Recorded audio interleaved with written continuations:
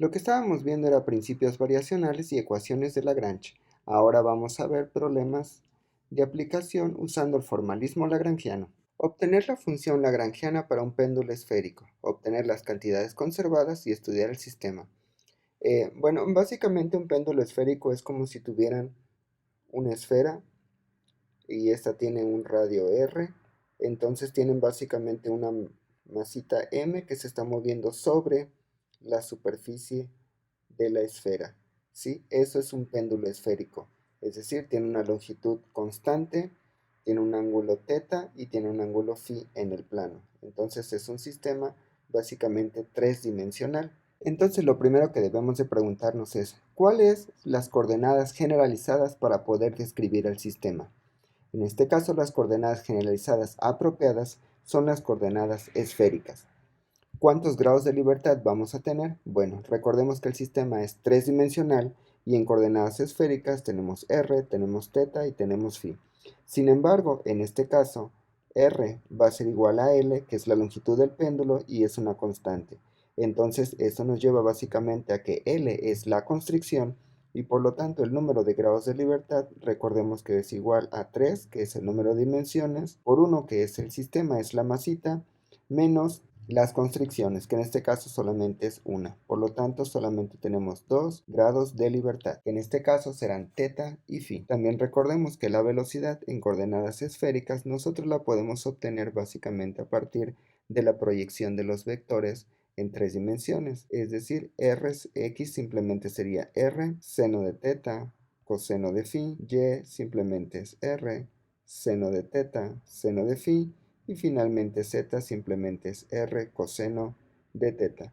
Lo que hay que hacer posteriormente es, para poder obtener la energía cinética del sistema en coordenadas esféricas, simplemente tenemos que derivar x, derivar y derivar z y elevarlos al cuadrado. Ahora r va a ser una constante y tenemos que derivar a θ y a φ respecto del tiempo. Si hacen esto, básicamente lo que les queda es que la velocidad al cuadrado, la voy a escribir en general, toma la forma r cuadrada, r puntito cuadrado más r cuadrada, θ puntito cuadrado más r cuadrada, seno de θ, φ puntito al cuadrado. Esta es la velocidad en coordenadas esféricas, donde cambia r, cambia θ y cambia φ. Sin embargo, recordemos que en nuestro caso r es igual a L y L es una constante, por lo tanto este término vale 0. Entonces la energía cinética simplemente es un medio de la masa por el otro término donde no aparece r puntito.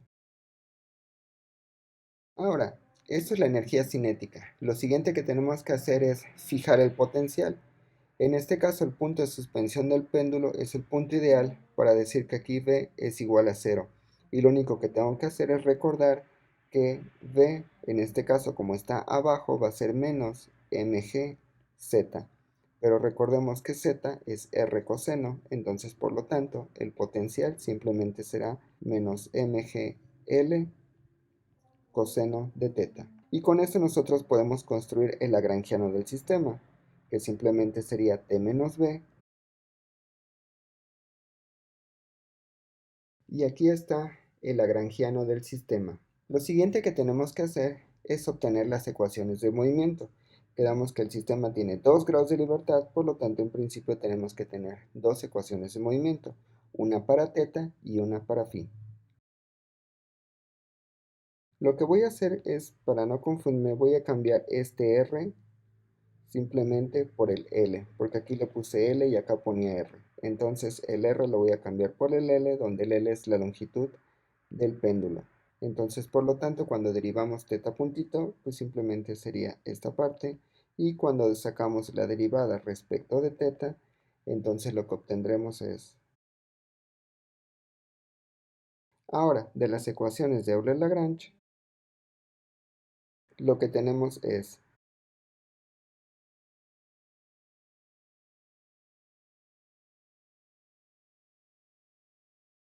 Y aquí tenemos la ecuación, la primera ecuación de Euler-Lagrange. Aquí es muy importante darse cuenta de este término. Lo voy a poner al propósito con otro color para que esto resalte más. ¿Qué es lo que tenemos aquí? Tenemos una ecuación diferencial de segundo orden. Sin embargo, tenemos por ahí metido el phi. está al cuadrado. Eso significa que es una ecuación diferencial acoplada. Ahorita vamos a calcular la ecuación para phi. Pero esto básicamente lo que nos dice es que el movimiento en teta está acotado, o bueno, está involucrado también el movimiento en phi, es decir, el movimiento en teta no es completamente independiente, sino que también depende de phi. Si phi se mueve, afecta a teta, y si teta se mueve, afecta a phi. Entonces, esto básicamente lo que nos dice físicamente el sistema es que está acoplado. Un movimiento afecta a otro matemáticamente. ¿Cómo lo vemos? Bueno, a través de esta ecuación diferencial que se le nombra acoplada. Ahora saquemos la ecuación para phi. Entonces, de las ecuaciones de Euler-Lagrange, tenemos que phi punto simplemente va a ser. Por lo tanto, de las ecuaciones de Euler-Lagrange, nos damos cuenta que este término no está. Entonces, eso lo que significa es que este término debe ser igual a cero. Y nosotros sabemos que la única forma en que este término sea igual a cero es que tiene que ser una constante. Entonces, esto lo que implica es que la parcial de L respecto a la parcial de phi punto debe ser una constante. En este caso, esta constante simplemente es todo este término, el cual ya habíamos analizado anteriormente un término muy parecido que era así, ml cuadrada teta punto. Y habíamos dicho que este término es el momento angular en coordenadas polares. La única diferencia ahora es que tiene metido el seno cuadrado. Esto lo que significa es que es el momento angular, pero en coordenadas esféricas. El cual nosotros lo podemos escribir así como p phi, como el momento angular. Entonces simplemente será ml cuadrada seno cuadrado de teta phi punto. Esto lo que nos dice también es que el momento angular se conserva o es constante. Básicamente es una de las cosas que nosotros podemos obtener cuando nos dice estudiar el sistema. Cuando nosotros tenemos un lagrangiano, entonces nosotros podemos también leer directamente del lagrangiano algunas simetrías. Eso es lo bonito que tiene Lagrange a comparación de Newton. Nosotros construimos el lagrangiano como t menos b. Ahí está escrito explícitamente. Sin embargo, vemos que aquí en el lagrangiano aparece phi punto, pero no aparece phi. Lo voy a poner en otro color para resaltarlo más. Entonces lo que tenemos es que aparece phi punto, pero no aparece phi. ¿Eso qué es lo que significa? Es que se le nombra que phi es una coordenada cíclica. ¿Qué es una coordenada cíclica? ¿O cómo se genera una coordenada cíclica? Cuando nosotros tenemos un lagrangiano y en este lagrangiano aparece la velocidad, pero no aparece su correspondiente posición, en este caso tenemos teta, y si tenemos teta punto y tenemos teta. Entonces está teta punto y teta y sí está su correspondiente. Pero tenemos phi punto, pero no tenemos phi. Entonces eso lo que significa es que phi debe ser una coordenada cíclica. ¿Qué significa que la coordenada sea cíclica? Que el momento asociado a esa coordenada se debe de conservar. En este caso, como es un momento que está girando, es un momento angular, y aquí vimos explícitamente que el momento angular se conserva, ¿sí? Eso es muy importante saberlo leer del lagrangiano. Siempre y cuando tengamos una coordenada donde esté la velocidad, pero no esté la correspondiente posición, esa coordenada es cíclica y por lo tanto el momento asociado a esa coordenada se conserva. De hecho, ni siquiera es necesario obtener las ecuaciones de movimiento para esa parte, o sea, no era necesario obtener la ecuación para phi. Yo podía haber dicho directamente que esta parte de aquí era el momento, ya habíamos visto que era el momento generalizado, en este caso es el momento angular en phi, y este se conserva, puesto que no está este pedacito que está acá. Esta es una de las simetrías que aparecen en el lagrangiano. ¿Cuál es otra de las simetrías que aparecen en el lagrangiano? Recordemos cuando habíamos hecho la deducción de la energía. Siempre y cuando en el lagrangiano no aparezca explícitamente el tiempo, eso significa que la energía se conserva. Entonces, en este lagrangiano aparece teta punto, aparece phi punto, pero nunca aparece explícitamente t. Entonces la energía se conserva y es lo que vamos a demostrar a continuación. Habíamos dicho que H es igual a QI punto la parcial de L respecto de la parcial de QI menos L. En este caso, QI básicamente es que es la coordenada generalizada, es teta y es phi, entonces por lo tanto al reescribirlo nos queda de esta forma. Lo único que tenemos que hacer aquí es sustituir lo que ya habíamos obtenido anteriormente. Ya habíamos calculado la parcial de L respecto de teta punto, la cual es esta que está aquí,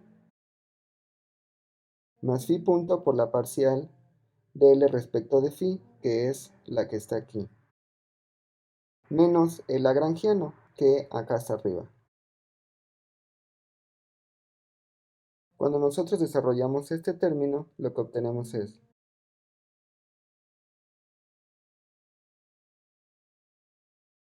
y ojo aquí que se me olvidó incluir el potencial. Es positivo, pues aquí pasa a ser negativo porque es menos L.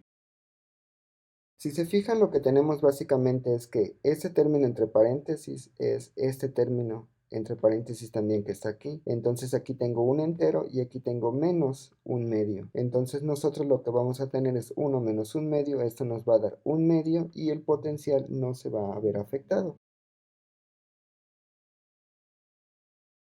Y aquí tenemos lo que es la energía del sistema. Entonces, como la energía no depende explícitamente del tiempo, entonces podemos decir que H es igual a la energía total del sistema. Aquí no me quedó como un T más B por el hecho de que el potencial tiene aquí metido el signo positivo. Entonces la energía sería, en lugar de ser esto, aparecería con un signo negativo. Pero básicamente lo que nos dice es que la energía se conserva. Entonces hasta ahí ya tenemos dos teoremas de conservación que en realidad provienen del lagrangiano, no hay necesidad de obtenerlo. Nosotros podemos decir con la mano en la cintura la energía se conserva y aquí está explícitamente porque no depende explícitamente del tiempo del lagrangiano. Tenemos que el momento se conserva, que la energía se conserva. Otra propiedad que también nosotros podemos tener aquí es desacoplar la ecuación diferencial. ¿A qué me refiero con desacoplar la ecuación diferencial? Habíamos obtenido básicamente esta ecuación, que es una ecuación diferencial de segundo orden con un término ahí. Esto no es tan sencillo de resolver. Ahora, ¿cómo podemos desacoplar esta ecuación? Voy a borrar algunos términos aquí para que no se sature todo. Entonces, lo que tenemos es esa ecuación diferencial que es bastante complicada de resolver. Sin embargo, sabemos que este phi en realidad es el momento angular que se conserva. Entonces yo puedo despejar este phi que está aquí y lo puedo sustituir en este que está en rojo.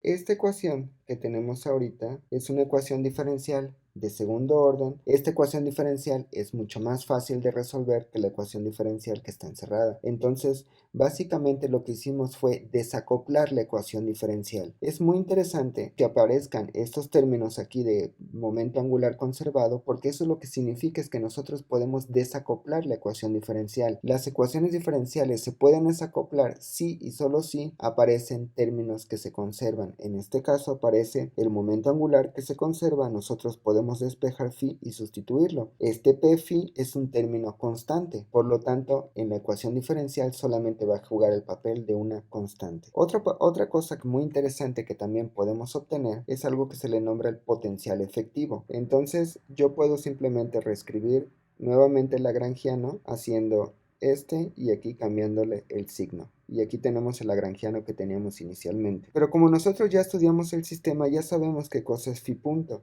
Entonces lo podemos sustituir explícitamente aquí en L. Entonces a la hora de sustituirlo y hacer el álgebra, lo que tengo básicamente es,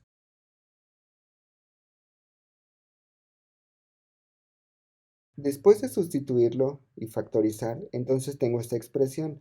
Recuerden que los términos que van con la velocidad, en este caso teta punto, tienen que ver con la energía cinética. Entonces todo este término es la energía cinética. Todos los términos que no tengan que ver con la energía, sino con la posición, tienen que ver con el potencial. Entonces ahora este término que está aquí se le nombra el potencial efectivo. ¿Qué es el potencial efectivo? Simplemente es el potencial, es la suma de todos los potenciales a la cual está sometido la partícula. Yo lo puedo ver como si tuviera una suma de potenciales. Imagínense que ustedes tienen un potencial, le voy a llamar total, y ustedes tengan un potencial que tiene que ver con la parte gravitacional, pero de repente tienen metido un campo eléctrico, entonces hay que meter el potencial eléctrico, y también imagínense que tienen metido por ahí un campo magnético, entonces tienen que meter el potencial magnético. Entonces, en este caso, este potencial total es la suma de esos tres potenciales, es decir, la partícula no solamente va a caer o no solamente va a ser empujada debido a la fuerza eléctrica o no solamente va a ser girada debido a la parte magnética, sino que la partícula va a hacer una trayectoria muy específica debido a la suma de estos tres potenciales. Entonces, ese movimiento que va a hacer la partícula es debido a la suma de los tres potenciales, y a esto es lo que se le conoce como un potencial efectivo. En este caso tengo un potencial gravitacional, pero la partícula está girando. Entonces el potencial efectivo es como un giro más la parte angular. Entonces, en este sentido, a toda esta parte roja es por eso que se le nombra un potencial efectivo. Yo puedo estudiar nuevamente el lagrangiano, donde ahora lo único que tengo es una coordenada generalizada, donde tengo teta punto y tengo teta. Entonces solamente voy a tener una ecuación. Ya no aparece phi, puesto que ya estudié el sistema, ya sé que este se conserva y puedo nuevamente reescribir este lagrangiano. Este lagrangiano que está aquí les va a dar exactamente la misma información que el lagrangiano original que teníamos al inicio. Entonces, esta es una de las ventajas de tener básicamente el formalismo lagrangiano sobre el formalismo de Newton. Uno puede ver simetrías, puede ver variables conservadas, uno puede reestudiar el sistema y reescribirlo de una forma más sencillo sin necesidad de solucionar completamente el sistema. Ejemplo, dos partículas de masa m1 y m2 están unidas por una cuerda que no se estira. La partícula de masa m1 está sobre la mesa y la cuerda pasa a través de un pequeño orificio de la misma forma, tal que m2 está suspendida. Inciso A encuentra la lagrangiana del sistema e inciso B muestra que el momento angular del sistema se conserva. Bueno, en este caso entonces lo que vamos a tener es que podemos descomponer este sistema como si fueran dos.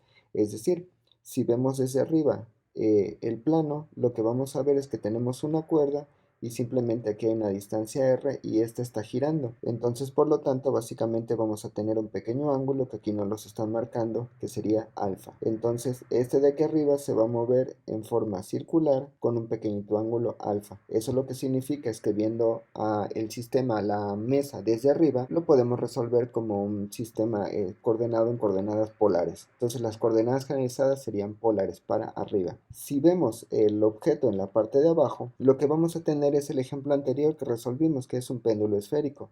La masita está así, ese es el sistema de equilibrio, entonces por lo tanto aquí hay un pequeñito ángulo. La masa puede oscilar así, pero también de repente puede oscilar así. Entonces eso lo que significa es que se va a mover en dos ángulos, en teta y en phi. Entonces tenemos que resolverlo como si fuera un péndulo esférico. En este caso, ¿cuál es el acoplamiento? O sea, ¿dónde se ve que están relacionados? Justo a través de la longitud. Arriba tengo una distancia r y abajo voy a tener otra distancia. Si la masa de abajo, que es la m2, es más grande que la m1, entonces lo que va a pasar es que esta de aquí se va a empezar a resbalar y esta va a empezar a bajar. Por el contrario, si la masa de arriba es más grande que la de abajo, entonces a la hora que gire, el giro básicamente va a ir abriendo y hacer como una espiral, pero abriéndose. Entonces la masita de arriba va a empezar a jalar más y más y la masita de abajo va a empezar a subir. Entonces esto va a quedar como dependiente de la masa. Va a jugar una posición fundamental la masa. Entonces, en resumen, lo que tenemos es arriba lo vamos a resolver con coordenadas polares, mientras abajo lo vamos a resolver con coordenadas esféricas. Solamente vamos a tener la siguiente consideración. La parte de arriba voy a considerar que la distancia es r y la parte de abajo voy a considerar que la distancia es r1. La cuerda de arriba y la cuerda de abajo le vamos a poner r1. Pero ¿cuál va a ser la constricción? Que r más r1 va a ser igual a l, que es la longitud en este caso, del cable o de la cuerda. Y esta longitud va a ser constante. Así es que cuando nosotros hagamos la energía arriba hay que tener en cuenta, o bueno, la energía abajo, y como ustedes quieran, pueden despejar R1 y ponerlo así, o pueden despejar R y ponerlo en términos de R1 y R. Entonces, de esta forma vamos a tener una constricción y vamos a tener básicamente 3 grados de libertad. Arriba va a ser R y teta a la hora que esté girando, y abajo voy a tener teta y phi. Van a ser 4, perdón. Arriba voy a tener R y alfa Entonces son 2 y abajo voy a tener teta y phi. Entonces tenemos 4 grados de libertad. Como ya sabemos cuál es la energía en coordenadas polares, entonces la voy a poner así, Tm1. La energía para la masita 1, que simplemente es un medio de, y serían coordenadas polares, que sería r puntito más r cuadrada. En lugar de ser teta cuadrada, aquí va a ser alfa puntito al cuadrado. Eso es arriba. Y abajo, que sería la masa m2, serían coordenadas esféricas, que sería m por lo que decíamos. Abajo le voy a poner una distancia r1, sería r puntito 1 al cuadrado más r1 cuadrado, teta puntito más r cuadrada 1 phi puntito cuadrado seno cuadrado de teta. Y aquí es donde voy a meter la constricción que habíamos dicho, que R1 va a ser igual a L menos R. Entonces, por lo tanto, cuando yo derive y saque R puntito 1, eso simplemente va a ser menos R. Y cuando yo eleve al cuadrado R1 puntito, pues eso simplemente va a ser R. Entonces, por lo tanto, la energía cinética para la masita 2, pues simplemente va a ser un medio de M de R1, bueno, perdón, R cuadrada, más, en lugar de R1 voy a meter esto, que sería L menos R al cuadrado, teta puntito, más, en lugar de poner R1, igual el paréntesis, que sería L menos R al cuadrado, phi puntito cuadrado, seno cuadrado de teta. Y listo. Ahí está la energía cinética para la masita 2. Lo único que necesito es el potencial. Lo que vamos a hacer ahora es que el potencial lo voy a poner sobre la mesa. Aquí va a ser mi V igual a 0. Por lo tanto, la masa de arriba no va a tener un potencial, solamente va a tener un potencial la masita de abajo, que sabemos que como está abajo va a ser menos, entonces sería mgz, dado que esto exista en 3 dimensiones, y recordemos que la proyección de z, que sería esta que está aquí, entonces simplemente sería R1 por el coseno de teta, y lo volvemos a cambiar a R1 por el L menos R, entonces sería mg L menos R por coseno de teta. Y listo, básicamente ahí está la energía cinética y el potencial. Por lo tanto, a la hora que escribimos el lagrangiano, simplemente va a ser la energía cinética de la masita 1 más la energía cinética de la masita 2 menos el potencial. Solamente va a haber un potencial.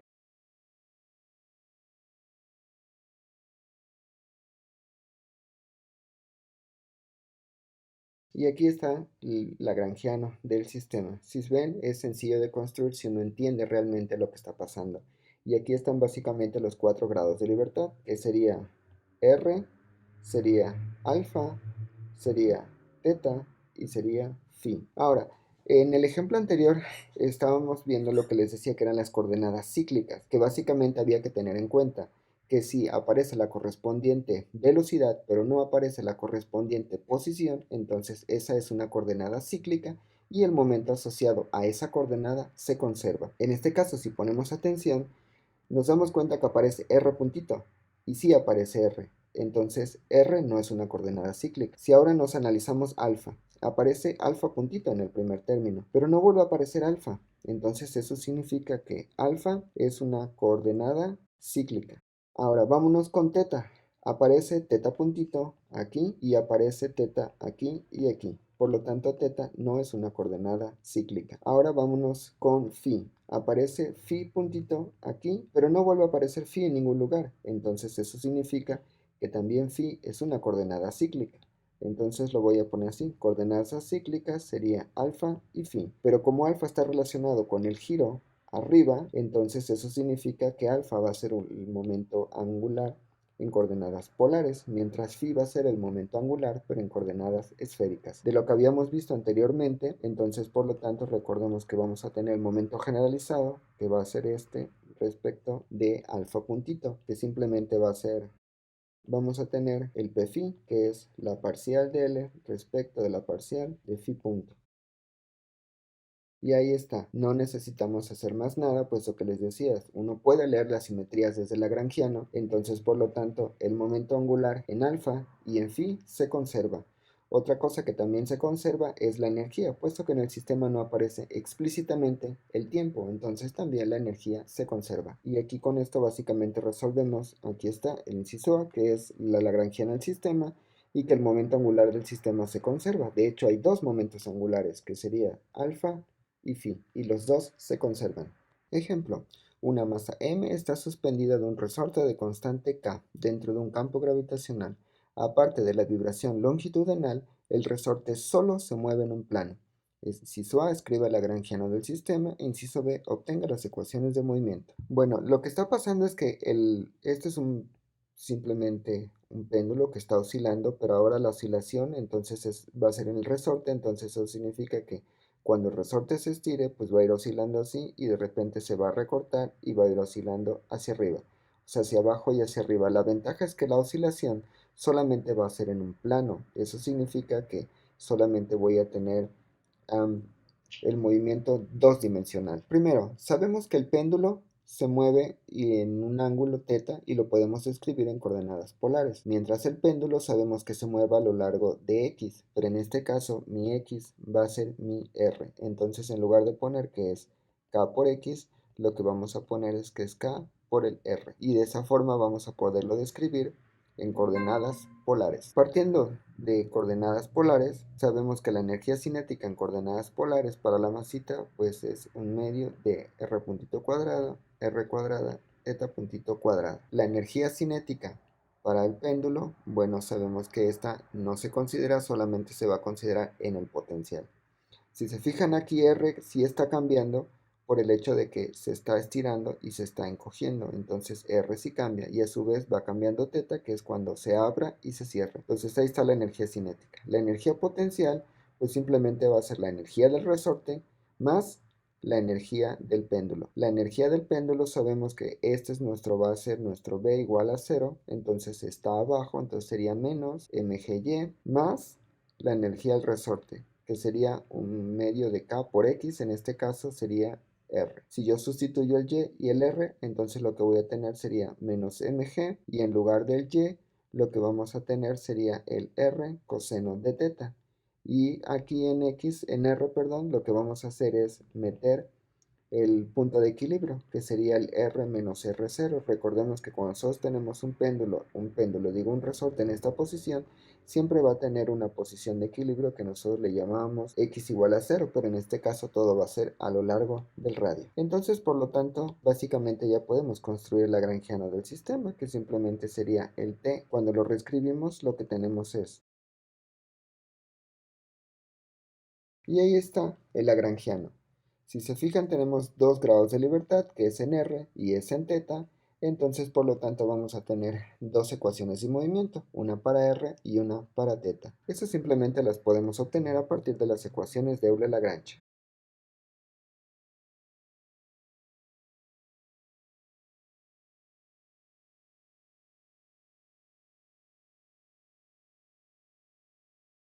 Y si se fijan, básicamente aquí pasa lo que decíamos de las ecuaciones que estaban acopladas.